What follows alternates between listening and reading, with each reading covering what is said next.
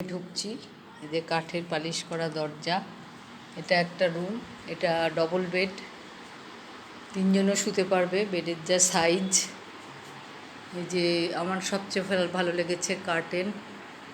এই যে কার্টেন, একটা টিভি রয়েছে এলসিডি, একটা রয়েছে এসি।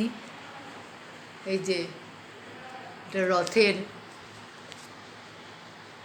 পুরোটাই বাটিকে করা, এখানকার কলা ভবনের ছাত্রছাত্রীদের কাজ, খুব সুন্দর। এই যে এটা হচ্ছে বারান্দা, এই দেখুন কত গাছ রয়েছে।